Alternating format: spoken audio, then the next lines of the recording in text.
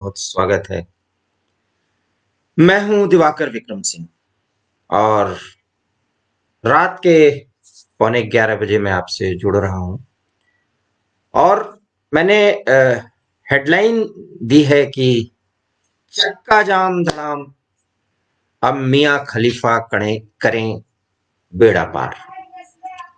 तो धड़ाम होना ही था, जो कुछ गलत नियत से और षड्यंत्र के तहत एक संप्रभु राष्ट्र को, एक गणराज्य की ताकत को परखने की अगर कोशिशें होंगी तो उसका धड़ाम से गिरना तय है। मित्रों, आपको याद होगा कल मैंने कहा था कि ये जो देशव्यापी चक्का जाम का ये जो प्रयोग है, ये पूरे देश का मूड भांपने की कवायद है और कोशिश।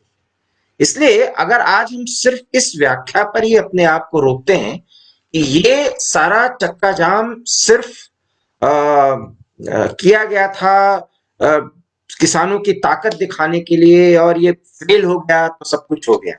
देखिए, आंदोलन तो बहुत कमजोर हो गया है, लेकिन मैं फिर कहूंगा ये देश के मूड को भांपने की कवायद थी। और जब जब देश के मूड को भांपने की कवायद है तो ये कम से कम राकेश टिकैत जैसे किसान नेता जो इस समय उभरे हुए हैं, ये उनकी सोच नहीं थी। इसमें जो राजनीति की एंट्री हुई, इसमें कांग्रेस, अन्य कुछ क्षेत्रीय पार्टियां और एक पार्टी है, वो है आम आदमी पार्टी। इसने जो भांपने की आज कवायद की है कि इनके प्रयासों से देखा जा सकेगा कि कितना चक्का जाम जो किसानों के नाम पर देश में फैलता हुआ दिखाई दे, उसका प्रभाव दिखा। लेकिन आपको जानकर के हैरानी होगी, और आपने पूरे दिन भर तमाम टीवी चैनल्स पर और आप जहां भी हैं आपने देखा होगा कि चक्का जाम एक तरह से जो सिंबॉलिक होता है, विरोध, लोकतंत्र में विरोध प्रदर्शन के लिए कुछ ऐसे विरोध के तरीके जो होते हैं वो सिंबॉलिकली ही सही, लेकिन उसके इम्पैक्ट बहुत ज्यादा होते हैं। लेकिन ये जो चक्का जाम हुआ, ये सिंबॉलिकली इतना कमजोर रहा कि वो बहुत हास्यास्पद स्थिति में पहुंच गए। और इसीलिए टिकैत साहब शाम को जब कुछ बयान देने आए तो उनके मुंह से जो जो निकल रहा था, टिकैत की बात का उल्लेख भी मैं ज्यादा करूंगा नहीं क्योंकि वो एक मोहरा था, और अब वो उस मोहरे की धार और उस मोहरे की सीमा वो लोग जो इसके हैंडलर हैं वो जान चुके हैं। तो अब गाजीपुर बॉर्डर और पश्चिमी उत्तर प्रदेश के 2-3 जिलों में अब अपनी वो कवायद करें, इससे आगे न उनकी औकात थी और न इससे आगे कर सकते हैं। भले वो कहें कि 2 अक्टूबर तक या पूरे अक्टूबर तक ले जाएंगे, और आज भी ये हमें नहीं समझ में आया कि अक्टूबर का डेडलाइन उन्होंने क्यों दिया। ढेर सारे इस पे एनालिसिस हैं, वो बातें सही है नहीं। तो इस किसान आंदोलन में जो मूड भांपने की कोशिश की गई, इसको देख करके तो विपक्षी पार्टियों को अब ये लग गया है कि वो बहुत गलत रास्ते पर निकल पड़े हैं। लेकिन फिर मैं अपनी पुरानी बात पर आता हूं, ये उनके वश में है ही नहीं कि वो किसी तरीके से इस आंदोलन को वापस कराने की कोशिश करें या इसको इसके प्रति जो है वो थोड़ी सी उदासीनता बरतें या इसको कोई सहयोग न दें। मुद्दा यह है कि वो ऐसा कर ही नहीं सकते।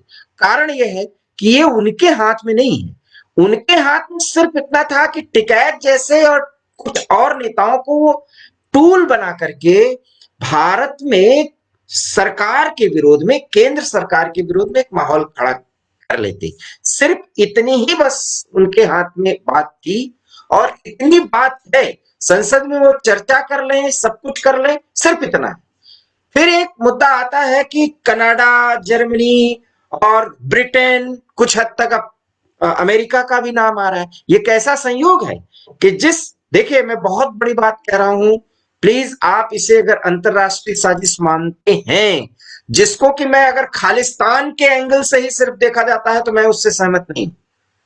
खालिस्तान एंगल जो आया है, जो सामने दिख रहा है, वो उसके एक ऐसे ही कुछ कल्प्रिट हैं, कुछ ऐसे ही आरोपी हैं, कुछ ऐसे ही देश विरोधी हैं जो देश विरोधी काम भी करते हैं, जिनको अभी भी हम में आप में से कुछ ज्यादा ही लोग अभी उनको किसान नेता कहते हैं। समस्या ये है। हम एक बात पर कायम रहते नहीं। तो जो अंतरराष्ट्रीय साजिश में बात इधर बीच आ रही, कमला हैरिस जो अमेरिका की उपराष्ट्रपति हैं, उनकी रिलेटिव भतीजी है कि भांजी, ऐसा बताया जा रहा, उसने भी आंदोलन का समर्थन किया है। एक देश की उपराष्ट्रपति जो भारतवंशी है, वहां से इसका समर्थन मिल रहा है, तो आप मानेंगे कि बाइडेन प्रशासन भी कर रहा है। लेकिन अगर आपको खबर पर पूरी पकड़ है, याद है, तो वही बाइडेन प्रशासन भारत के कृषि सुधार कानूनों का समर्थन उसी ने किया है। हाँ, इतना जरूर कहा है कि शांतिपूर्ण तरीके से, लोकतांत्रिक तरीके से अगर कोई आंदोलन होता है तो उसको होने देना चाहिए, और ये तो भारत मानता है। इसमें अमेरिका ने कौन सी ऐसी बात कर दी?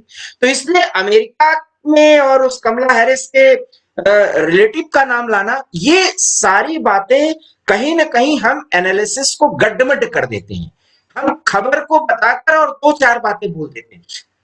ये पूरी बात में अभी सिर्फ एक पक्ष आ रहा है, मेरी बात पर सारे लोग आएंगे।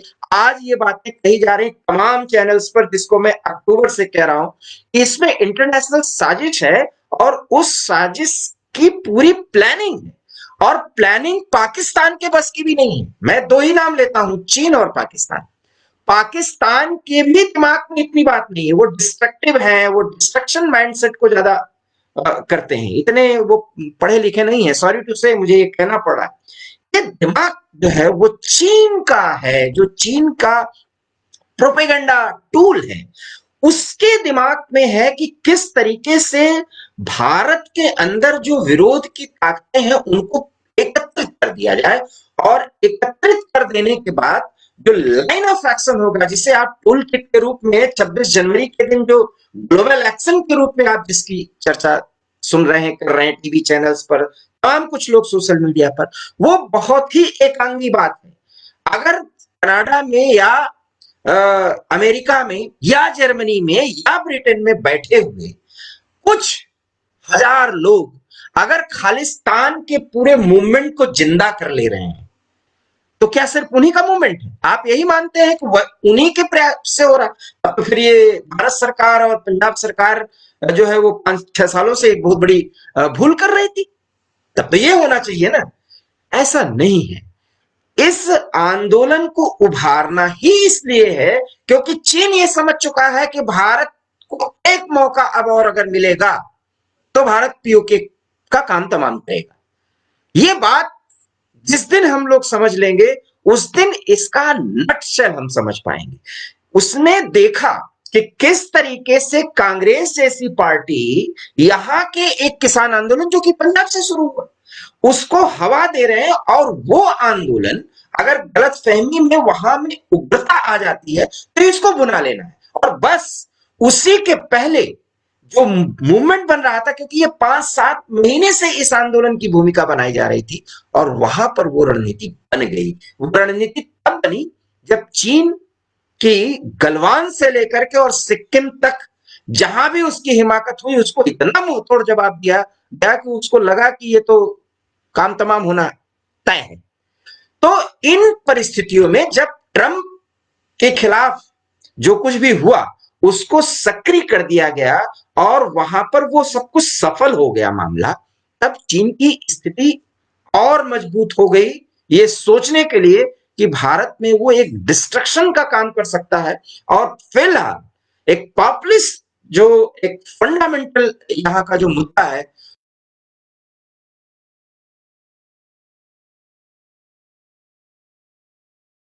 वो तो अभी शांत बैठा हुआ है, क्योंकि हाँ, ये ज्वालामुखी है। ये बार बार आप समझिए वो ऐसी ज्वालामुखी है क्योंकि कश्मीर कश्मीर का 370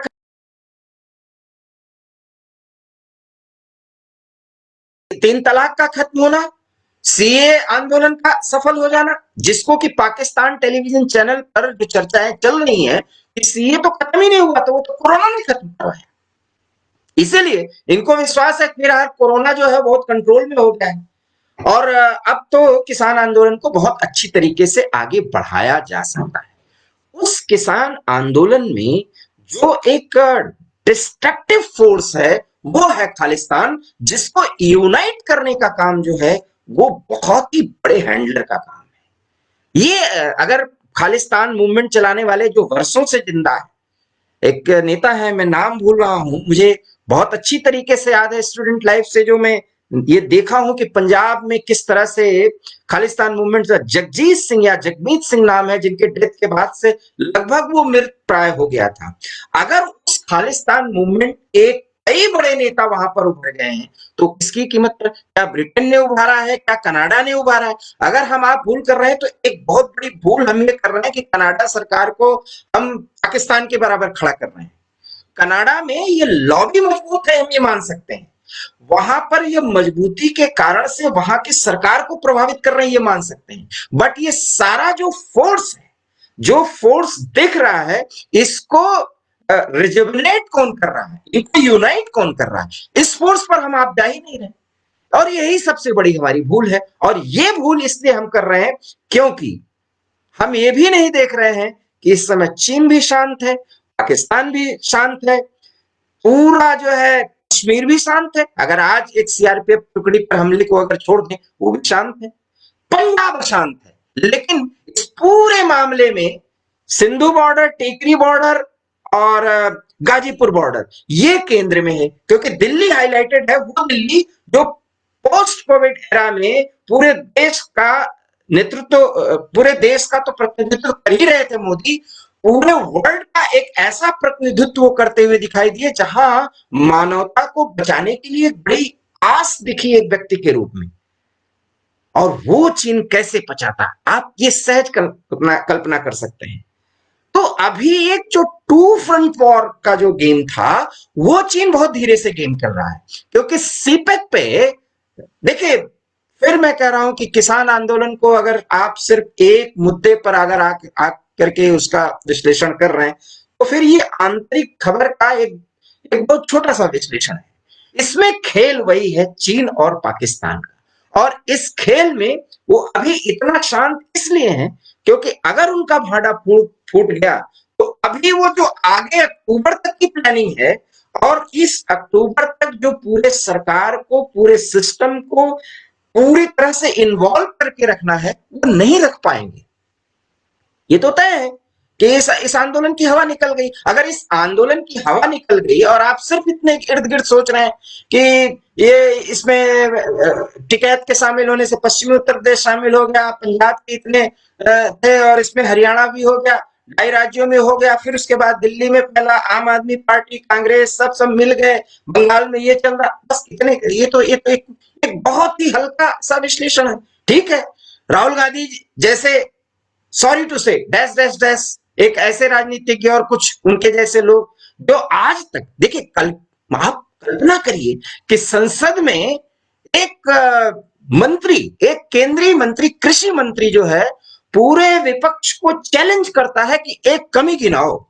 गिनाने को तो गिनाया भी जा सकता है, लेकिन किसी भी विपक्ष के नेता में इतनी हिम्मत नहीं, वो इतना पढ़ा ही नहीं उस पूरे मामले को। ऐसा नहीं कि सब अनपढ़, उसको इतनी फुर्सत, वो पढ़ना ही नहीं चाहता कि वो एक कमी या दो कमी गिना सके।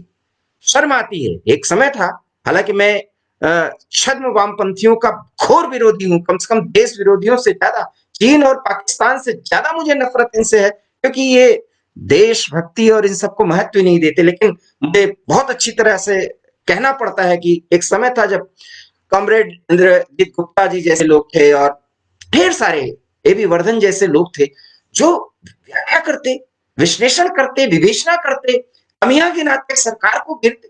लेकिन संजय सिंह जैसा एक प्रवक्ता, आपका जो बेचारा, नहीं कहना चाहिए मुझे, सांसद है, तो वो आदमी वही 2-4 घिसे पिटे साराना अंदाज में बातें करना और उसी बात को करना, तो संसद में भी आप सरकार को घेर नहीं पा रहे। टिकैत जो है, अब देश की मिट्टी ला रहे हैं, पूरा मिट्टी ला रहे हैं किसानों की, और उसको टिकरी बॉर्डर पे पता नहीं वो कहाँ पौधा रोप रहे हैं, क्या रोप रहे हैं, ये तो भगवान जाने। और वहां से वो किसानों को और जवानों को कहते हैं कि अब तो ये आपके हाथ में है, अब हमें जवानों से पूरी हमदर्दी है, और हमें जवानों का साथ मिल गया, ये देश पूरी तरह सुरक्षित है। ये घिसा पिटा चीजें जो हैं, इसमें अब आप ये समझिए कि भारत की जो आंतरिक ताकत है और सरकार की जो मजबूती है, उसका एहसास उन हैंडलर्स को हो गया। इसलिए आगे की जो उनकी रणनीति होगी, डिस्ट्रक्शन उन्हें करना है। अगर इसके पूरे मूवमेंट को खत्म तभी किया जा सकता है जब बिना कुछ सोचे समझे सिर्फ ताबड़तोड़ कार्रवाई हो, क्योंकि जितनी भी गंभीरता, जितनी भी शालीनता, वो भी लोकतांत्रिक परंपरा और ढांचे में रहते हुए, उस दायरे में रहते हुए जो करना था एक सरकार के रूप में और जनमानस के रूप में इस देश ने दिखा दिया है। उनका काम है। देखिए, वो उसमें लेफ्ट लिबरल गैंग के वो लोग जो अंतरराष्ट्रीय स्तर पर बिके हुए हैं, जो एक सब कुछ खुल गया, उस पर डिस्कस करना क्या है, लेकिन आगे के रास्ते पर हमें सोचना होगा। और अगर हम वो नहीं सोच रहे हैं तो फिर ये अक्टूबर तक जो ये न्यूसेंस क्रिएट होगा, ये समस्या तो हमारे देश के लिए है ना, इसको माने। देखिए, आंदोलन तो एकदम लगभग खत्म हो चुका और टिकैत जैसा उनको सिर्फ एक मोहरा मिला, इसके अतिरिक्त उनका कोई दूसरा मोहरा भी नहीं है। जो लोग मोदी विरोध पर विपक्ष की राजनीति कर रहे हैं, टिकैत के अतिरिक्त कोई मोहरा नहीं। और विडंबना है, शर्म आती है कि गाजीपुर बॉर्डर पर पूरा विपक्ष का हुजूम लगा और वो टिकैत जिसको बेचारे को अभी भी ये नहीं समझ में आ रहा है सिवाय ये कि हम किस तरह से अपना सेफ पैसेज ढूंढें और किस तरह से अपनी इज्जत बचा के सिसोली पहुंचे, यही बात है। इतने बात पर अगर आप 50 उसका राजनीतिक विश्लेषण करते हैं तो मुझे नहीं लगता कि ये सच है। विश्लेषण होना कहाँ चाहिए। देखिए, बहुत अहम बात है, 3 बातें, क्योंकि एशिया पैसिफिक प्रशांत क्षेत्र में, एशिया पैसिफिक क्षेत्र में जिस तरह से जो बाइडेन प्रशासन जो है बिल्कुल तल्ख है, उसमें अगर भारत क्वाड को सक्रिय कर देता है और महत्वपूर्ण भूमिका अगर निभाता हुआ दिखता है तो आने वाले 2-4 महीनों में बहुत बड़ी मुश्किल जो है वो चीन की बढ़ने वाली है, पहली बात। दूसरी बात, आपने अभी किसान आंदोलन जो 70 दिन चला, इसके बीच में आप किसी विश्लेषक ने याद दिया कि वुहान में एक टीम गई थी डब्ल्यूएचओ की, और वो डब्ल्यूएचओ की टीम की क्या रिपोर्ट आई आपको पता है? किसी ने उसको जानने की कोशिश की? वहां पर डब्ल्यूएचओ ने क्या किया, क्या खोजबीन हुई? एक की नजर है अमेरिका की। जिस बाइडेन प्रशासन से चीन सोचता था कि ट्रंप के जाने के बाद हम सब कुछ मैनेज कर लेंगे, बहुत धीरे धीरे लेकिन बहुत सॉलिड तरीके से अमेरिकनाइज्ड माइंडसेट से वो चीन को घेर रहे हैं। और चीन मारा जरूर जाएगा। किस हद तक मारा जाएगा ये आने वाला समय बताएगा। इसके पहले चीन अमेरिका की उस बड़ी ताकत को इतना उलझा देना चाहता है उसके आंतरिक मामलों में कि वो धार और वो ताकत वो मिल करके चीन को घेर लेने की योजना भारत बनाने की स्थिति में ही नहीं रहे। खेल ये है, जब आप खेल इस पूरे खेल में कि मोदी सरकार को बदनाम करने या विपक्ष की एकता होने या किसान आंदोलन कितने दिन चलेगा, ये सिर्फ एक पक्ष है। इस पूरे आंदोलन में अगर खालिस्तान का मूवमेंट उभारा जा रहा है या हम बार बार उसके सारे टूल किट्स का और वहां बैठे हुए लोगों का कितना पैसा इतना बोल दिए, तो हमने मान लिया ना कि खालिस्तान का मूवमेंट अब पंजाब की एक बड़ी समस्या के रूप में सामने आ गया। हमने मान लिया। अगर हम मान रहे हैं तो भैया हम किस ताकत से ये कह रहे हैं कि कश्मीर में थोड़ी बहुत अगर है, बाकी तो ये देश पूरी एक तरह से एकजुट है? आप बताइए हम कैसे मान रहे हैं? क्या हमने आपने कभी सोचा कि खालिस्तान है, खालिस्तानी मूवमेंट के लोग हैं, उनको हवा देने वाला या 20-25 साल से जो आंदोलन बिल्कुल समाप्त हो गया था 30 साल से, उसको इस स्तर पर जिंदा करके लोगों के हर एक एक जुबान पर बैठा देने की जो एक कवायद हो रही है, ये कनाडा में ही बैठे हुए 3-4 लोग कर रहे हैं। ये अगर आप ये सोच रहे हैं तो फिर कह रहे हैं एक पक्षी विश्लेषण है या विश्लेषण सिर्फ एक दायरे का है। ये है पाकिस्तान का खेल, लेकिन इसमें पाकिस्तान की बुद्धि इतनी बढ़ती। जो पहला एरा था जो खालिस्तान मूवमेंट था, तो वहां पर सिर्फ पाकिस्तान के आईएसआई ने खेला था और उसमें डिस्ट्रक्शन ज्यादा था। अभी तक तो वहां पर बम विस्फोट होने चाहिए थे पंजाब में, नहीं हो रहा। आप देखिए अभी पंजाब को उस तूफान के पहले की शांति में रखा गया है। ये माइंडसेट जो है वो चाइनीज का है। चाइनीज माइंडसेट में चूंकि, और ये क्यों है ये भी पूछिए ना, ये भी डिस्कस करना चाहिए, ये सवाल आपको खुद पूछना चाहिए। वो इसलिए है कि अभी सीपेक का जो है, जो बलूचिस्तान तक मामला जाता है, जिसमें कि गिलगित बाल्टिस्तान बिल्कुल पीओके से सटे हुए एरियाज में चीन को पूरी तरह से प्रभावी हो जाना है। अभी चीन नहीं चाहता कि भारत और पाकिस्तान इस तरह से स्थिति में आ जाए कि लड़ाई कभी भी हो जाए। चीन अभी ये नहीं चाहता। अभी चीन वो सारी परिस्थितियों का सिर्फ आकलन कर रहा है, क्योंकि उसकी भी ताकत देख लिया उन्होंने गलवान और पैगोंग में। उन्होंने पूरी ताकत देख ली है कि पूर्वी लद्दाख से लेकर के और सिक्किम तक, इवन अरुणाचल तक किस तरीके से प्रोएक्टिव जितने भी जो आक्रामक मेजर्स होते हैं वो आर्मी द्वारा ले लिए गए हैं। 1 मिनट के कॉल पे आर्मी कार्रवाई करने की तैयार है, एयरफोर्स जो है वो अटैक करने की स्थिति में। इस मॉड को चाइनीज समझ रहे हैं, लेकिन यहां पर डिस्ट्रक्शन, बम विस्फोट, आतंकी संगठन, जहां ये बात आ जाएगी वहां पर नरेंद्र मोदी की ताकत बढ़ जाएगी। ये भी चाइनीज माइंड से पकड़ रहा है और आईएसआई इस बात को समझ रही। इसीलिए सीए, 3 तलाक, कश्मीर, ये सारे मुद्दे इतने शांत हैं कि आप समझ ही नहीं सकते कि ये भी कोई मुद्दा है, क्योंकि इन्हें स्टैंड बाय में रखा गया है। इसके पहले पूरे देश में डिस्ट्रक्शन और विपक्ष का विरोध और अशांति इतना ज्यादा फैलवा देना चाहता है चीन कि जनता जिस राजनेता को, जिस प्रधानमंत्री को, जिस सरकार को अपना सब कुछ मानती है, वहां भ्रम की स्थिति पैदा हो जाए। और जब भ्रम की स्थिति पैदा हो जाएगी तो सरकार से कुछ डिसीजंस गलत होंगे, और जब डिसीजंस गलत होंगे तो वो चाइनीज व्यापार जो बहुत फल फूल रहा था, और चाइना का वो जो कृत्य है 1-1.5 साल से जो आपने झेला, जब घरों में कैद होने को मजबूर थे, तो जो कंपनियां वहां से छोड़ रही वो भारत की ओर रुख कर रही थी, वो नहीं करेंगी, क्योंकि एक कमजोर सरकार, जब एक कमजोर